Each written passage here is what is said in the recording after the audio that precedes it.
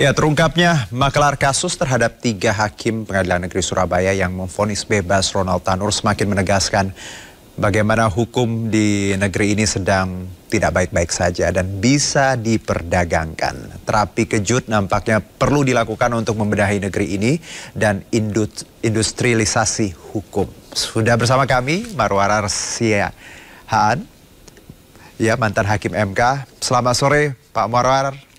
Selamat sore Mas Jumat. Terima kasih Pak sudah mau kami ganggu di akhir pekan ini.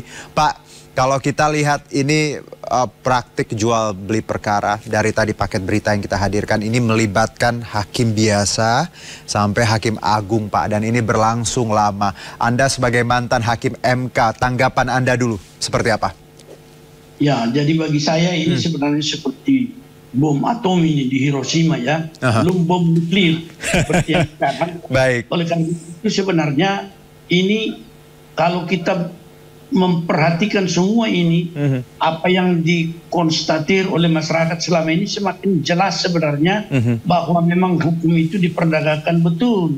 Oleh karena itu yang menjadi persoalan sekarang di tengah-tengah pemerintahan yang baru dengan janji penegakan hukum ini. Barangkali ketika persis Ketua Mahkamah Agung ini baru dipilih oleh Mahkamah Agung sendiri, yaitu dari kalangan hakim, maka sebelum ditandatangani oleh Presiden Prabowo sebenarnya surat keputusan sebagai Ketua Mahkamah Agung harus ada komitmen dulu untuk melakukan pembenahan ini. Karena ternyata apa yang menjadi konsep selama ini bahwa Mahkamah Agung itu satu atap yang menganggap pengawasannya cukup, meskipun di dalam pembicaraan dan diskusi di masa lalu pengawasan secara internal sangat lemah, bukti empirik yang terlihat sekarang sangat-sangat luar biasa. Kita melihat, bayangkan dengan seorang pejabat diklat yang memiliki koneksitas terhadap para hakim tingkat bawah sampai tingkat atas, itu rupanya dipergunakan juga sebagai suatu saluran untuk mengadakan apa yang dikatakan distribusi suap-suap ini. Oleh karena itu saya kira Mahkamah Agung sudah waktunya membenahi diri dalam satu atap ini yang selalu resisten selama ini pengawasan eksternal. Dan menurut saya komitmen yang ada seperti sekarang ketika Ketua Mahkamah Agung baru terpilih, saya kira harus ada komitmen itu yang diminta oleh Pak Prabowo sebagai kepala negara yang tentu memiliki apa yang disebutkan inherent power untuk melakukan pembenahan hukum itu.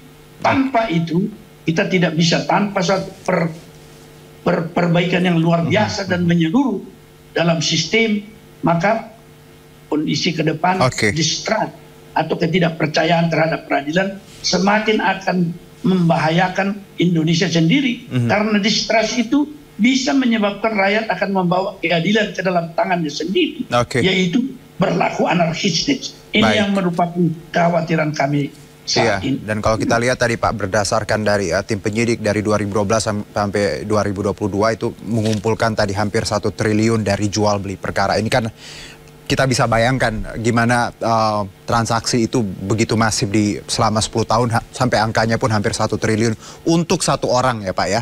Nah, kalau kita bicara Pak Marwar, ini kan oknum mantan pejabat MA ini, ya, ZR ini kan bertanggung jawab atas pelatihan dan pengembangan SDM di lingkungan peradilan, sehingga dia sangat leluasa bergerak untuk lobby-lobby.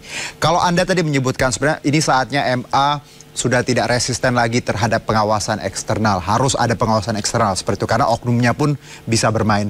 Selain eksternal Pak, apalagi menurut Anda yang harus dilakukan MA plus dengan kepemimpinan yang baru, selain dari komitmen juga, agar ya orang-orang seperti ZR ini tidak bisa bermain bebas melobi-lobi dan tadi membuat industri dalam perkara hukum?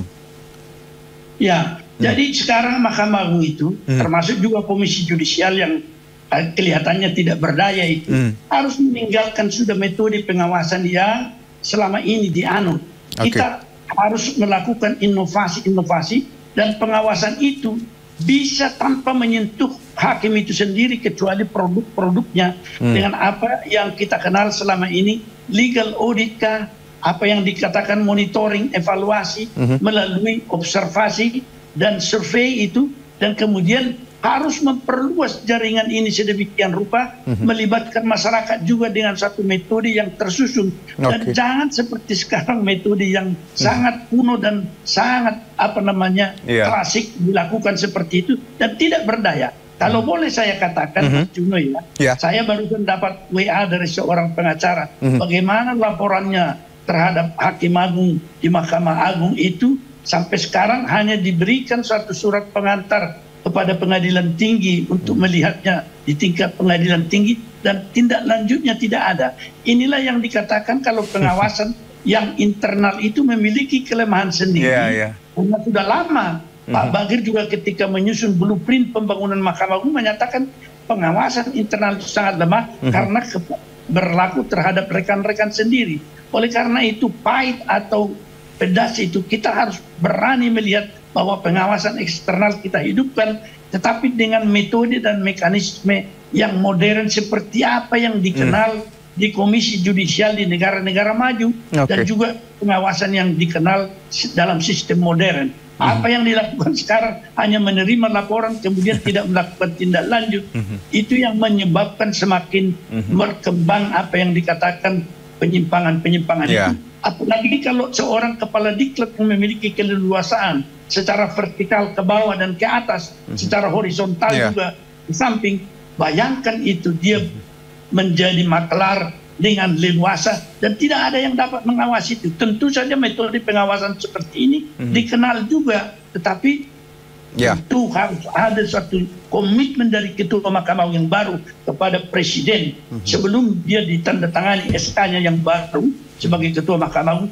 Dan kalau itu belum, kita harus melakukan apa yang dikatakan langkah-langkah drastis. Betul, Pak Muarar. Karena kalau kita lihat, kalau tadi Anda sebutkan bahwa ketika ada pengawasan internal itu sama saja menilai diri sendiri ya Pak ya. Dan itu tidak fair. Karena mereka tadi tidak akan bisa mendapatkan nilai yang benar-benar real ketika hanya menilai diri sendiri bukan dari pengawasan eksternal. Tapi Pak, menarik juga Pak bahwa dalam perkara ini, dalam kasus ini ada satu poin yang menurut saya juga harus digali lebih dalam lagi terkait Hakim MA sendiri Pak ketika memutus vonis Tanur ini kan kasasi maju kan Pak. Dari 3 hakim, 1 yang dissenting opinion atau berbeda pendapat sehingga tadi Tanur hanya mendapat vonis 5 tahun. Dan dalam penyidikan ya Pak ya, dalam temuan ada satu segepok uang bertuliskan untuk kasasi. Menurut Anda poin ini juga bisa jadi muara untuk kita melihat nama-nama lain yang mungkin bermain di balik kasus ini Pak? Sangat bisa saya kira, karena itu merupakan suatu indikator yang cukup untuk ditelusuri kaitannya kemana dan juga kita akan melihat apa yang menjadi putusan dari Mahkamah Agung termasuk yang mayoritas dan dissenting itu dan bisa diukur karena metode sekarang ada yang dikenal dengan legal audit melalui satu ukuran-ukuran yang ada di dalam hukum acara, hukum material dan juga kode etik itu sendiri. Kalau kita buat satu skala-skalanya dalam mencoba mengukur hakim itu nanti bisa akan kita melihat keganjilan-keganjilan seperti apa. Misalnya kalau dikatakan katakanlah yang didakwakan ini adalah pembunuhan atau menghilangkan nyawa, ya kita lihat ukurannya pidananya atau strafmatnya itu yang boleh dikatakan agak rendah itu, dari tadinya dibebaskan hanya 5 tahun, itu menjadi pertanyaan yang bisa juga menjadi titik tolak untuk melihat kenapa demikian. Dan di dalam pertimbangan akan kita lihat nanti ukuran-ukuran apa yang dipakai oleh hakim yang bersangkutan. Dan indikator itu kemudian akan bisa dinilai dan dipertanyakan bagaimana sih prinsip-prinsip yang dianut oleh hakim yang bersangkutan tentang keadilan. Dan dari sana juga nanti akan tampak apakah ada pelanggaran kode etik di dalam independensi dan imparsialitas yang mempengaruhi pendapat seperti itu. Saya kira demikian pandangan saya. Baik, Pak, satu mungkin kalau kita lihat ini dari awal ya Pak, dari kasus Ronald Tanur ini kan atensi publik tinggi sekali ya, plus juga ada rekaman CCTV yang viral yang beredar di masyarakat dan publik ya secara tidak langsung bisa melihat sebenarnya benar dan salah di sini. Namun kalau kita kembali Pak, bahwa kesepakatan membebaskan Ronald Tanur ini di awal ya telah melampaui standar keberanian hukum yang luar biasa. Anda sebagai hakim, apa yang ada di benak hakim-hakim nakal ini sehingga mereka berani sekali bertindak jauh di luar keberanian hukum plus publik punya atensi yang tinggi sekali di kasus ini, Pak?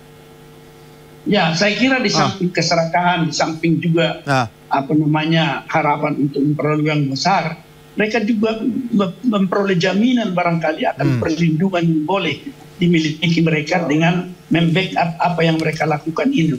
Oleh karena itu, di dalam seluruh pemeriksaan seperti ini, semua apa yang dikatakan selalu itu bahwa 2 tingkat ke atas dan beberapa tingkat ke samping bisa akan kita lihat nanti apa yang menyebabkan keberanian itu muncul.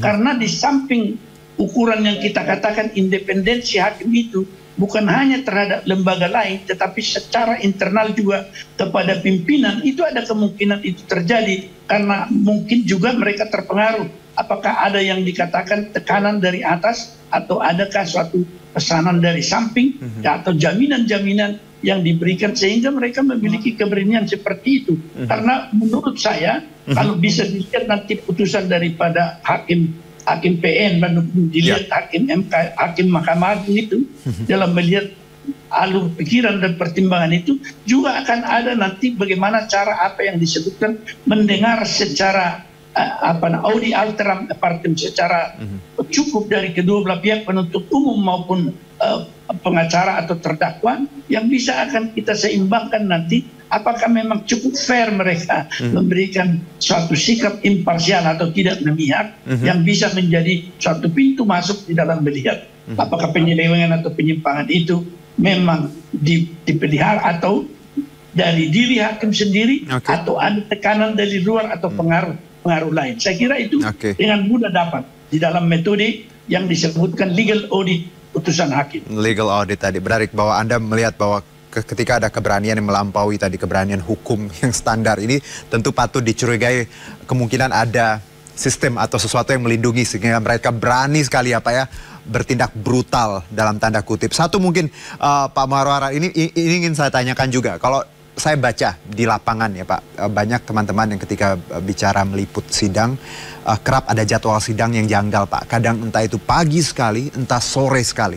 Nah, banyak yang bilang kalau ini juga sebenarnya patut dicurigai, karena tadi menghindari media atau mungkin ditunggangi. Anda melihat jadwal sidang yang kadang janggal Pak, apakah ini juga bisa jadi perbaikan nantinya?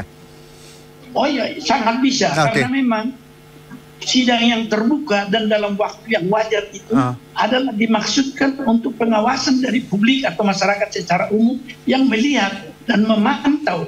Karena dari sudut pertanyaan, dari sudut cara-cara hakim juga mengajukan pertanyaan itu dan memberikan kesempatan secara persis apa yang dikatakan dengan secara netral dia kepada kedua belah pihak, itu akan dapat ditelusuri. Jadi kalau mereka menghindar terlalu pagi kah supaya tidak ada orang atau terlalu sudah sore maksudnya supaya sepi, itu merupakan satu kecurigaan tersendiri karena jadwal sidang itu tentu bisa diatur. Kalau itu sesuatu perkara yang menarik perhatian, biasanya di pengadilan sudah ada ketentuannya itu bahwa dalam hal seperti itu pengadilan harus terbuka atau hakim harus terbuka dan memberi kesempatan untuk didengar secara publik dan luas untuk membuat pengawasan itu menjadi faktual, dia menjadi nyata.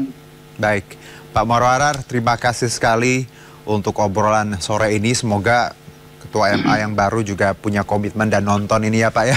Karena apa yang Anda sampaikan... Terutama Pak Johanna. Iya. Supaya Pak Presiden. Kita buat komitmen dulu, karena itu merupakan program beliau. Karena yang Anda sampaikan, yang kita diskusikan hari ini semuanya poin-poin penting. Karena kita tidak ingin Pak, nanti keadilan bisa dibeli dan ini buktinya. Bagaimana sebenarnya masyarakat kita tadi distrust ketika kita bicara hukum. Dan sayang sekali oknum-oknum yang tidak bertanggung jawab tadi hanya dalam 10 tahun bisa sampai 1 triliun dengan uang haramnya. Pak Marwara, terima kasih sekali lagi. Sehat-sehat Pak. Iya, nanti kalau kita ngobrol lagi boleh kita undang lagi ya Pak ya. Terima kasih banyak Bapak. Terima kasih. Ya, terima kasih. Ya.